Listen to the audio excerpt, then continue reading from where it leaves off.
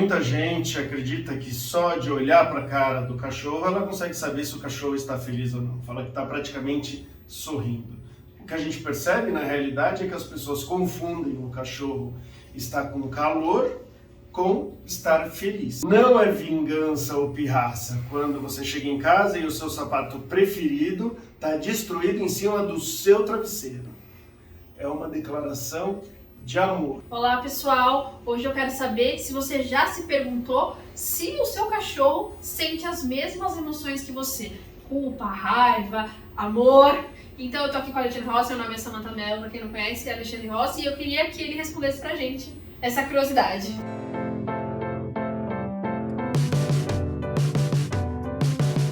Essa curiosidade é muito difícil de ser respondida, sabe? Porque exige... A primeira coisa é o seguinte, existem emoções mais simples e emoções mais complexas. E as emoções, a gente não tem certeza do que o outro está sentindo. A gente sabe o que a gente sente, como a gente sente. E o outro, se fosse, vamos colocar, um robô muito bem preparado e treinado para mostrar expressões e para responder as minhas perguntas ou para falar, eu acharia que o robô está tendo emoção. Só que o robô não está tendo emoção. Isso já é feito com testes, eles já mostram, né, que muitas vezes você fala com uma máquina que foi programada para falar com você, e você acredita que está falando com um ser humano com emoção. E aí você sabe que é uma máquina que não tem emoção. Tá? E isso é uma discussão que ela vem há muito tempo quando se fala dos animais. Então eu falava assim, não é porque o animal, quando você machucou ele chorou, que tem uma emoção. Porque quando você faz alguma coisa com uma máquina que tem uma programação, algum objeto que cai e faz barulho, pode ser simplesmente consequência daquilo sem envolver uma emoção. Então vai desde da questão teórica, será que você tem emoção? Né? A gente parte do princípio que, como você é muito parecida comigo, né? Os seres humanos têm as mesmas químicas, as mesmas estruturas cerebrais e tudo mais e tal. Você reage desse jeito quando você está triste, então você deve estar tendo aquela emoção que você está triste. Tá? Ah, mas é óbvio o que você está falando. Não é óbvio. Porque quando a gente pega de alguns psicopatas que podem não ter empatia pela outra pessoa, mas podem fingir, ou atores, atrizes, eles podem chorar, eles podem fazer determinadas coisas, trazendo só uma expressão física sem ter o sentimento, ou eles podem ter buscado um sentimento de tristeza para poder chorar. Uma coisa diferente do que você estaria imaginando. Então, assim, é super complexo. O fato é que cada vez mais a gente está entendendo a fisiologia, a anatomia e tudo mais do cérebro e dos animais, e a gente está cada vez, talvez, chegando mais perto do que eles estejam sentindo. E hoje a gente sabe que vários hormônios, neurotransmissores e tudo mais são muito parecidos. Né? E em relação ao entendimento de mundo, aprendizado e tudo mais, às vezes muda bastante. Então, de uma maneira geral, as emoções mais simples, a maioria dos cientistas concordam que eles tenham, e algumas emoções mais complexas talvez sejam características únicas do ser humano. Mas, né? Então o negócio vai ficando complicado, mas dependendo do jeito que você define a emoção, aí você pode falar que tem elementos básicos parecidos. Né? Então é super complexo. Se quiser fazer perguntas mais específicas para tentar explorar um pouco mais o assunto, mas não é uma resposta sim. Sim ou não? Sim ou não, tá? A resposta mais hoje, né, pelo conhecimento, a maioria dos pesquisadores, eles têm sim, mas não todas as que a gente tem e não necessariamente iguais. Eles talvez sintam de uma forma um pouco diferente da gente. Vamos lá. Hoje eu vou pensar totalmente como tutora, tá? Porque eu não entendo nada do assunto, eu vou pensar como eu olho para os meus cachorros. Primeiro eu queria saber se eles sentem culpa, porque tem aquela história, né? Chega em casa, o cachorro fez uma coisa errada e tá com aquela cara que a gente acha que é culpa, E aí? Todo tutor aí que estiver nos ouvindo e tudo mais, quase todos falam, chego em casa, eu olho que tem alguma coisa estragada, eu olho para ele e aí ele fica na cara que ele tem culpa e tudo mais e tal, né? E às vezes ainda vai lá e vai brigar com ele por causa disso.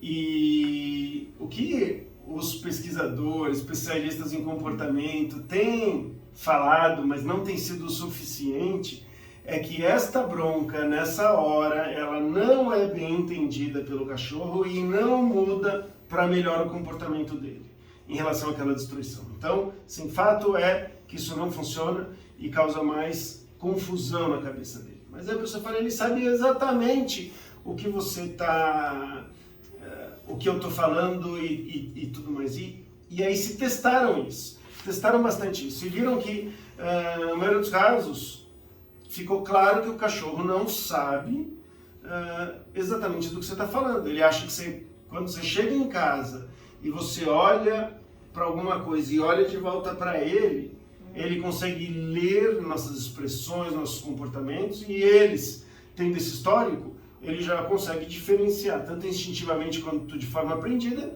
que alguma coisa não legal vai vir. E aí ele pode se preparar para se defender, rosnando e tudo mais, ou ele pode se submeter, fazer um olhar para baixo, mudar o olhar e tudo mais, que é interpretado como culpa. Então, o que acontece?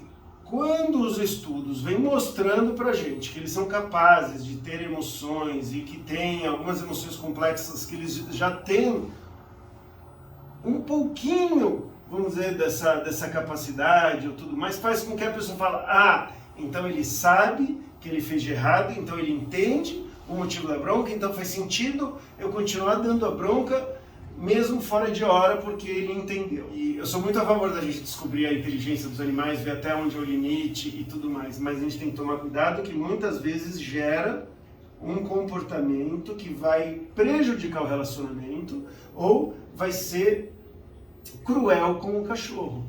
Eles não entendem da mesma forma que a gente um monte de coisa. Então, chega em casa e essa sensação de culpa, na maioria das vezes, é uma sensação de medo de ser punido.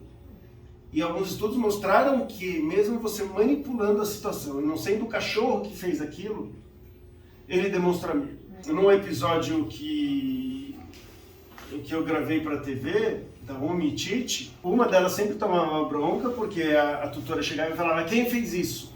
E uma fazia cara de culpada e ela tomava bronca. Então ela ficava sempre tomando bronca.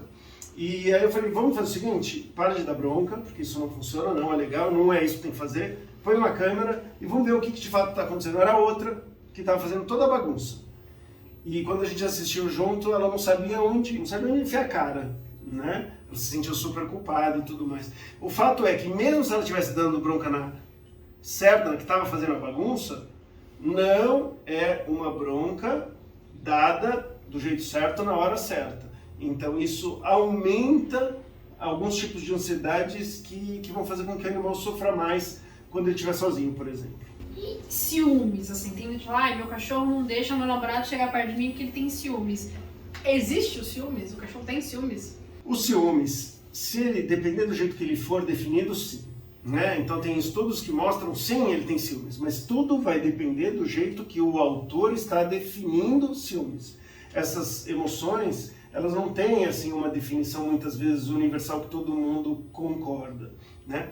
Então, o que os ciúmes muitas vezes acontece, né? Se a gente for pensar assim, que a gente tem ciúmes porque uma coisa boa, valiosa, vai ser disputada e se eu não aproveitar, ela acaba, que pode ser uma companhia ou um objeto ou alguma coisa assim, que dependendo da definição você vai usar até a agressividade possessiva de posse, é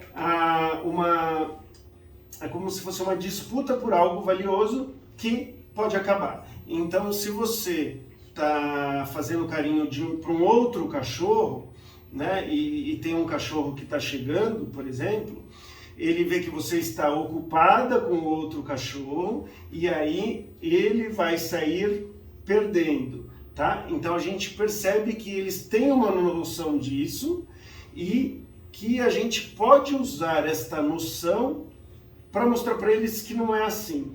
E se você mostrar que não é assim, você pode quase criar um antídoto dos ciúmes.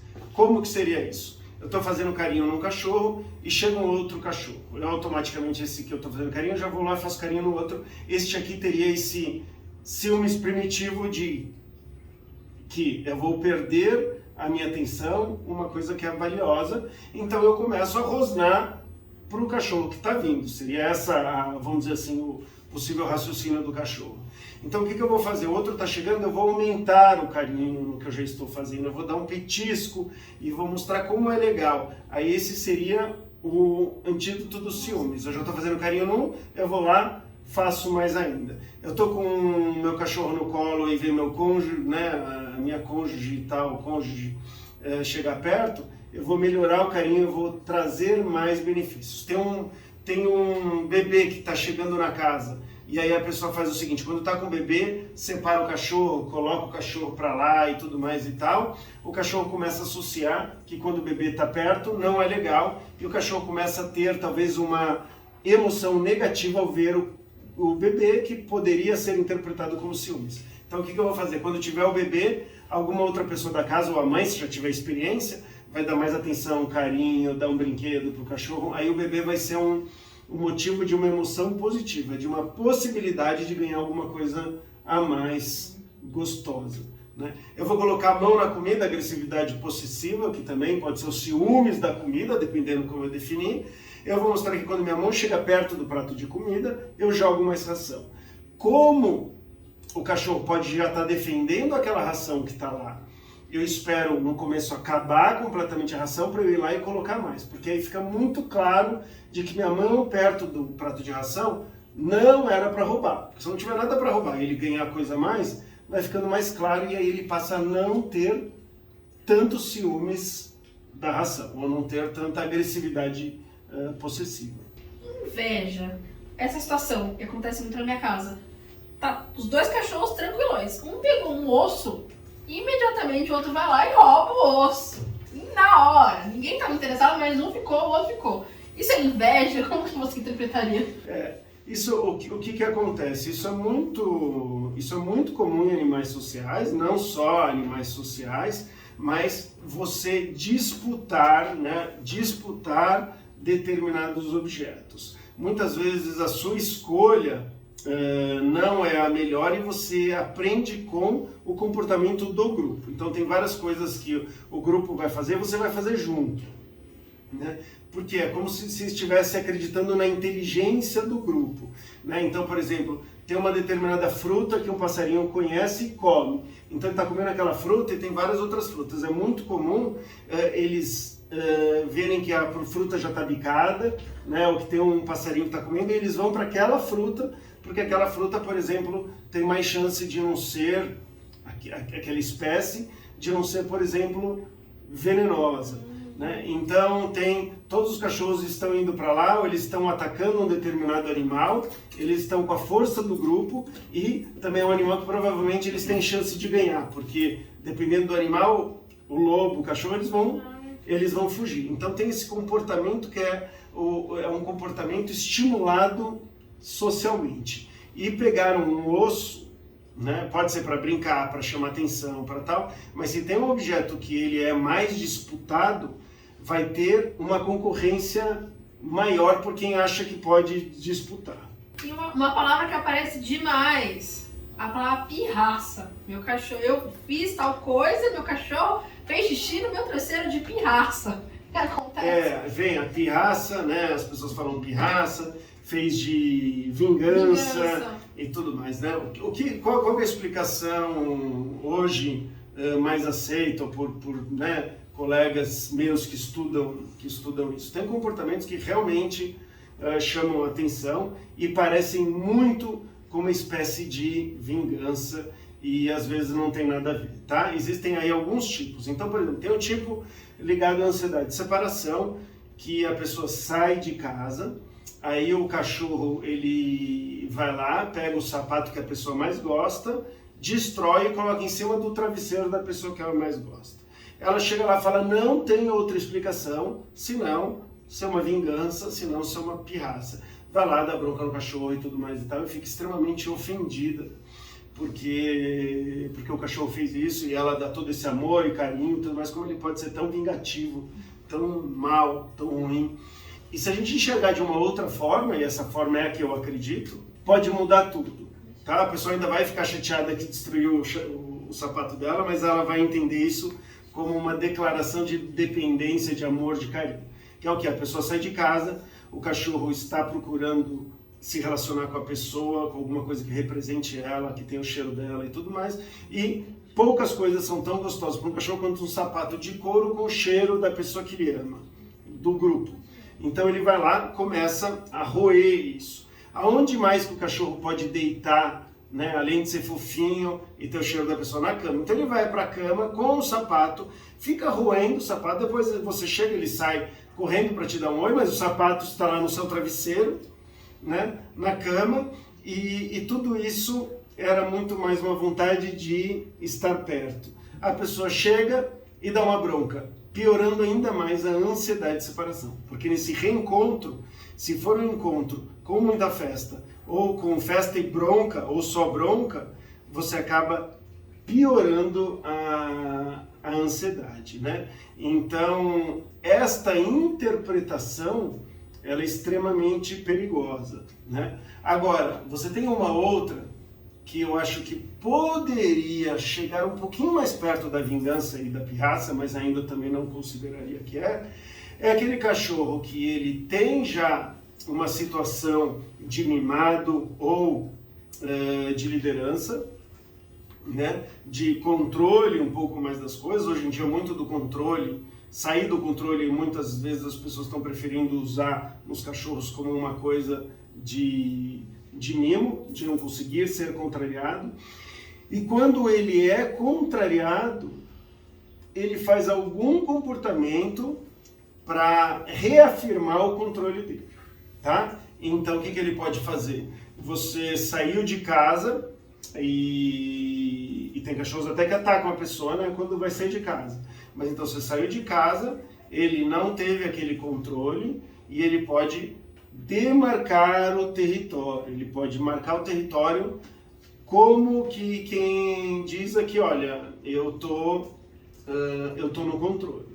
Agora, também acontece do xixi de socorro, que também pode ser ansiedade de separação. Então, às vezes a pessoa fala, olha, foi uma vingança, por que ele fez xixi bem na porta que eu saio?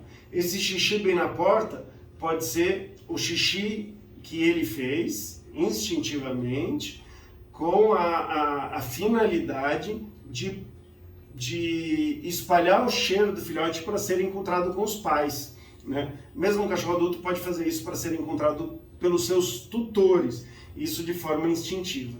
Então tem vários comportamentos que são interpretados de uma forma provavelmente equivocada pelo ser humano. O fato é que quando elas agem em cima destas interpretações, elas acabam muitas vezes piorando o bem-estar do animal, em vez de entender o que pode ser feito. Agora, isso não quer dizer que não existam alguns elementos de raiva, de orgulho, de tal, alguns elementos de uma forma mais primitiva nos animais.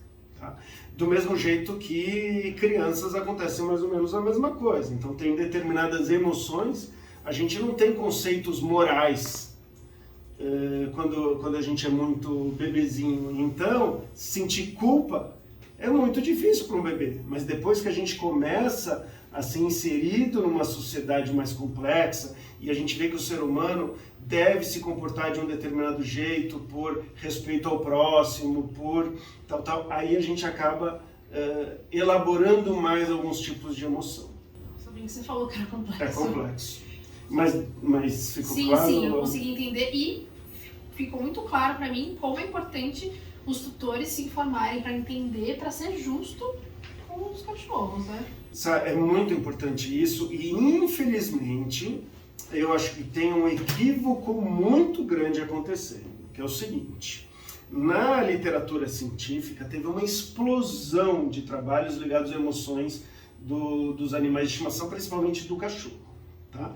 teve uma explosão. E o que todas as revistas gostam de publicar e todos os pesquisadores gostam de mostrar são traços de uma inteligência, de uma capacidade. Quanto mais você conseguir mostrar, mais as revistas vão ter interesse, mais vão publicar e mais as pessoas vão ler. E o outro lado, que seria a contrapartida, que é questionar, será que isso não pode ser explicado de uma outra forma? Será que o animal realmente ele é inteligente em tudo? Então a gente fica procurando traços de genialidade. E aí para o tutor comum, ele começa a ter contato com essas informações e aí ele passa a, em vez de simplificar a linguagem, de entender e tudo mais o animal, começa a tratar como um igual. E a gente deve tratar como o outro gosta de ser tratado. A gente deve... E o outro, se eu pensar que ele é igual ao ser humano ou mais capaz que o ser humano, muitas vezes a pessoa vai simplesmente explicar para o cachorro, olha, as normas da casa são essas, não late para cá, não late para isso, não faz isso, não faz aquilo, não faz aquilo. Não conseguiu mostrar na prática de um jeito que ele entende e depois quem paga o preço, né? É a relação e na maioria das vezes é o animal que ele acaba sendo abandonado num jardim, abandonado numa área de serviço, ele acaba sendo separado da família quando tem visita, ele acaba muitas vezes sendo doado, abandonado ou, em alguns casos, dependendo da agressividade que surgiu por não ter uma comunicação eficiente, ele muitas vezes acaba sendo morto, né, eutanasiado. Queria saber uma coisa que eu sempre tive curiosidade, se eles sentem tristeza e felicidade. E se é possível de saber disso, na verdade, né? Tristeza e felicidade, eles já são emoções que a gente considera mais básicas, né? Quando a gente pensa, o que um bebê ou uma criança muito novinha seria capaz de sentir e de mostrar. Mais uma vez a gente faz inferências, porque ninguém consegue se colocar de fato no outro para ver se é aquilo que ele está sentindo, né? Mas a felicidade, ela é um sentimento de bem-estar que muda muito dos nossos comportamentos e emoções e tal.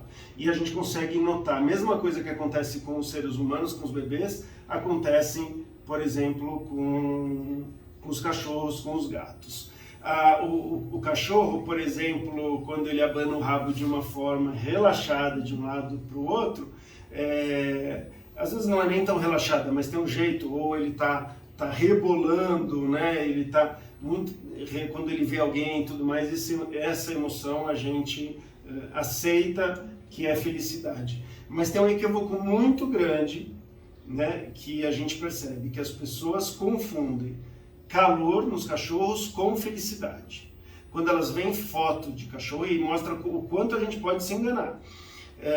De cachorros com a boca aberta e língua para fora, elas falam que eles estão felizes. Isso é um sinal de calor.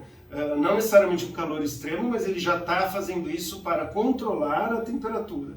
E quando o cachorro está de boca fechada e se tira foto, muitas pessoas acham que ele está triste. E às vezes ele está num conforto térmico ainda melhor do que outro de boca aberta. Né? Vamos prestar atenção agora nas fotos, hein, gente? E aí eu queria finalizar com uma pergunta que acho que todo mundo tem curiosidade. Cachorro sente amor, eles podem amar a gente? Também o amor, a gente acredita que sim, né? Então, e não é só amor, né? Outros animais também, quer dizer, não é só cachorro, vários outros animais a gente acredita sim que eles tenham esse amor, né? E o amor, por exemplo, ele é facilitado, né, por alguns neurotransmissores, alguns hormônios e tudo mais, como por exemplo a ocitocina, né? Então se fala que a ocitocina é o hormônio do amor, né? E a gente já mediam neles e eles têm, inclusive quando a gente olha para eles e eles olham para a gente, não numa situação de estresse, eles produzem ocitocina e a gente produz ocitocina também. A gente produz mais ocitocina em situações desse tipo. Estou muito feliz de saber disso. Agora, isso não é necessariamente o mesmo amor, né? Mas existe algo que a gente pode sim definir como amor. É isso aí, pessoal. Esse foi o tema de hoje. Muito curioso, muito, como a Ale falou, complexo, mas muito legal. Adorei saber de tudo. Queria que vocês mandassem as dúvidas, sugestões, que a gente vai sempre fazer mais conteúdos para vocês. É isso aí.